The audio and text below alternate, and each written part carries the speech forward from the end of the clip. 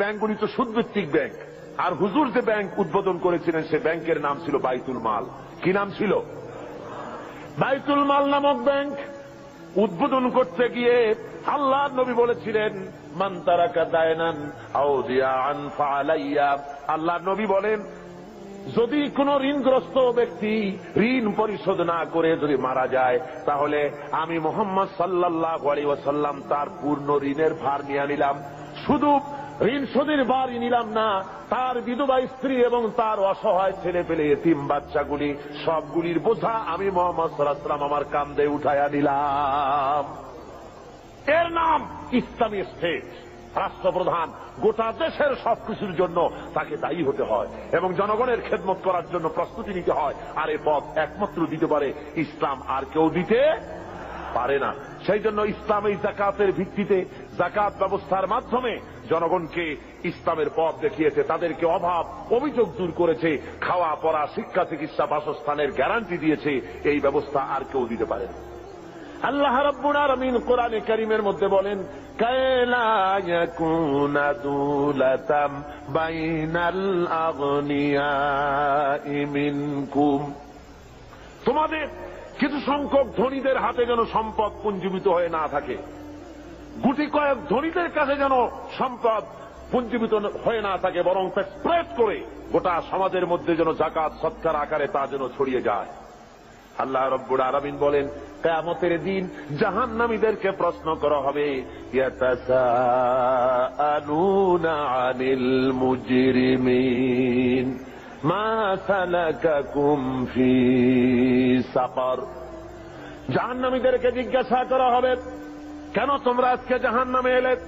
ওরা জবাবে বলবে, ক্বালু লাম নাকু মিনাল মুসাল্লিনা ওয়া লাম নাকু নুতঈমুল মিসকিন।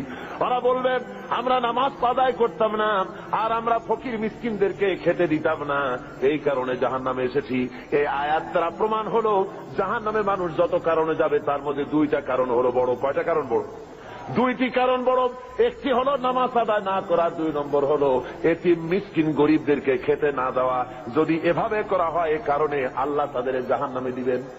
আল্লাহ রাব্বুল আলামিন বলেন, আরাআইতাল্লাযী ইউকাযযিবু বিদ্দীন। পড়েন সবাই, আরাআইতাল্লাযী ইউকাযযিবু বিদ্দীন ফাযালিকাল্লাযী ইয়াদুউল ইয়াতীম ওয়ালা ইয়াহুদ্দু আলা তুআমিল মিসকিন ফাওয়াইলুল লিল মুসাল্লিন আল্লাযীনা হুম আন সালাতিহিম সাহুন আল্লাযীনা হুম ইউরাউনা ওয়া ইয়ামনাউনাল মাউন।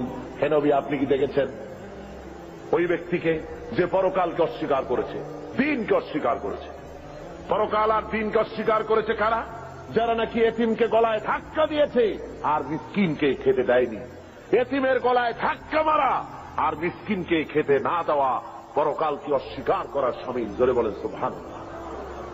কত বড় কথা! এতিম মিসকিনকে গলায় ধাক্কা মারা এবং মিসকিনকে খেতে না দেওয়া, এতিমকে ধাক্কা দেওয়া আল্লাহ রাব্বুল আলামিন বরদাস্ত করেন না। পরকালকে অস্বীকার করার শামিল এগুলি হয়ে যায়। তাই ইসলাম বলেছে, গরিব মিসকিনকে ভালো ব্যবহার করো, তাদেরকে খাবার দাও, পড়ার দাও। আর এর সব কিছুর দায়িত্ব হলো গভর্নমেন্টের। ইসলামী গভর্নমেন্ট যদি হয়ে যায়, কোরআনের রাজ যদি কায়েম হয়ে যায়, তাহলে কেউ 1000 বিঘা জমির মালিক হবে, আর কারো রান্নাঘর উঠাবারও জায়গা থাকবে না। এই ব্যবস্থা ইসলাম হলে এ ব্যবস্থা থাকতে পারবে না। সুতরাং শহরের, দেশের সবচাইতে ভালো বাড়িটিতে প্রেসিডেন্ট থাকবেন, ভালো ভালো বাড়িগুলিতে মন্ত্রীরা থাকবেন, জেলার সবচাইতে ভালো বাড়িতে কমিশনার বা ডিসি থাকবেন, আর জনগণ থাকবে কুড়ে ঘরে, থাকার জায়গা নাই। Kamalapur rail station, Chittagong rail station, স্টেশনে কোন রকম করে মাথা গুঁজে থাকবে। ইসলাম এই ব্যবস্থা করে না। সকলের থাকা, খাওয়া, পড়া, শিক্ষা, চিকিৎসা, বাসস্থান দেয় কে? জোরে বলেন, কে দেয়? ইসলাম দেয়। আজকে শ্রমিকদেরকে তথাকথিত সমাজবাদীরা তারা বলে ইসলামের কাছে অর্থনীতি নাই। আরে বাবা, ইসলামের কাছে নাই, তুমি পেলে কোত্থেকে? তোমার কার্ল মার্কস, তোমার লেনিন যতটুকুন পেয়েছে ইসলামকে রিসার্চ করে তার থেকে একটুখানি নিতে চেষ্টা করেছে। কথা বুঝতে পেরেছে? ইসলাম দিয়েছে শ্রমিকের অধিকার। শ্রমিকের অধিকার কে দিয়েছে বলুন? শ্রমিককে হিংসা করা নিষেধ, ঘৃণা করা নিষেধ। যেহেতু শ্রমিককে আল্লাহ রাব্বুল আলামিনের হাবিব বলেছেন আল কাসিব হাবিবুল্লাহ, যারা সহজে উপার্জন করে তারা হলো আল্লাহর বন্ধু। জোরে বলেন সুবহানাল্লাহ। যারা সহজে উপার্জন করে, যারা কাজ করে খায়, তাদের মতো ভালো ইনকাম, হালাল রুজি আর কার হতে পারে? আল্লাহ রাব্বুল আলামিনের হাবিব শ্রমিকদের অধিকার সম্পর্কে, শ্রমিক আর মালিকের সম্পর্কে বলেছেন, মালিক আর শ্রমিকের মধ্যে সম্পর্ক যেটা হবে সেটা গোলাম আর মনিবের সম্পর্ক হবে না, সে সম্পর্ক হবে ভাই ভাই। মনিব মালিক শ্রমিকের, মিলের মালিক এবং শ্রমিক দুজনের মধ্যে সম্পর্ক হবে ভাই ভাইয়ের সম্পর্ক। হুজুর বলেছেন তোমরা যেমন খাবে তাদেরকে তেমন খাওয়াবে, তোমরা যেমন পড়বে তাদেরকে তেমন পড়াবে, তোমরা যেমন থাকবে শ্রমিকদেরকে তেমন থাকার ব্যবস্থা করে দাও। ইসলাম বলেছে, দুনিয়ার আর কেউ বলতে পারেনি। ইসলামের ব্যবস্থা নিজের মানুষের সামনে পরিষ্কার করে দেখিয়েছে। রাসূল পাক সাল্লাল্লাহু আলাইহি ওয়াসাল্লাম বলেছেন শ্রমিকের গায়ের ঘাম শুকিয়ে যাওয়ার আগে তার ন্যায্য প্রাপ্য বুঝিয়ে দাও। কোন পারিশ্রমিক ঠিক না করে কোন শ্রমিককে কাজে লাগিও না, পারিশ্রমিক আগে ঠিক করে নাও। সুতরাং শ্রমিকদের মধ্যে, মনিবের মধ্যে কোন ক্লাসে স্ট্রাগল হতে পারে না, মালিকের মধ্যে কোন ক্লাসে স্ট্রাগল হতে পারে না যদি খাওয়া পড়ার এই ব্যবধান যদি না থাকে, সব যদি সমান করে দেওয়া হয়।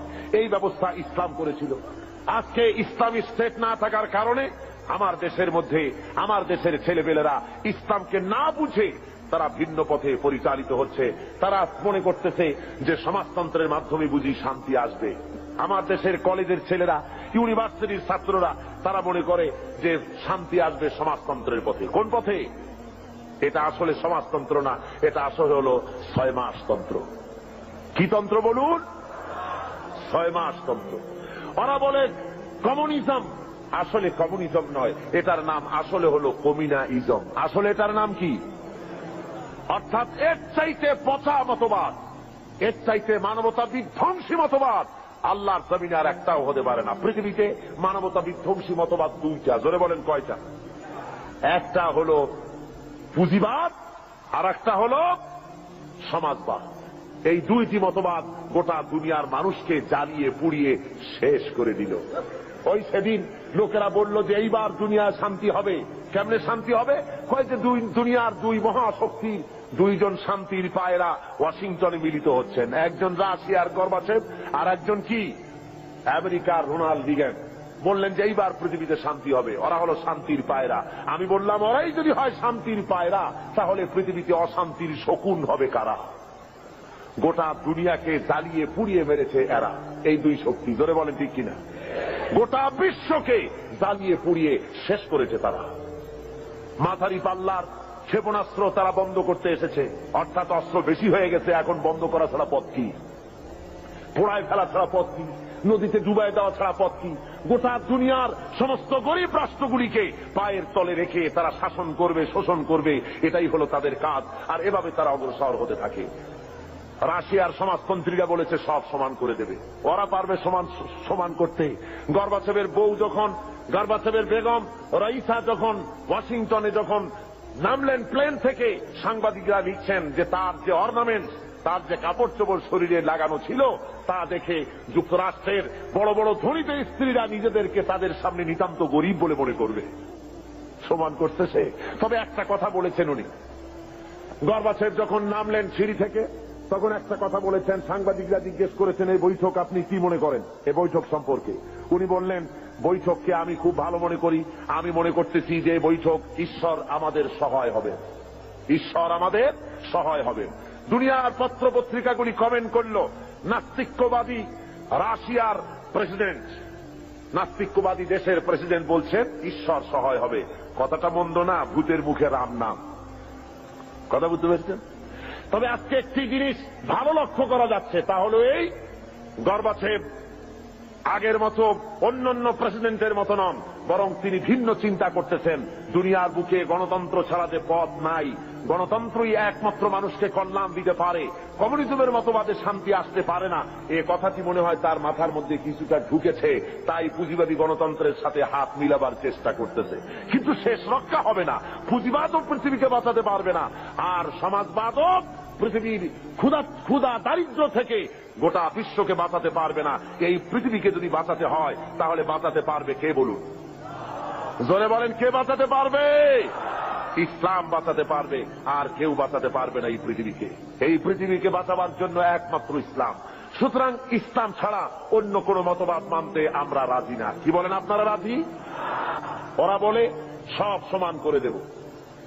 আমার বিরুদ্ধে তারা অভিযোগ তোলে আমি সমাজতন্ত্রের বিরুদ্ধে কথা বলি, কমিউনিস্টদের বিরুদ্ধে কথা বলি।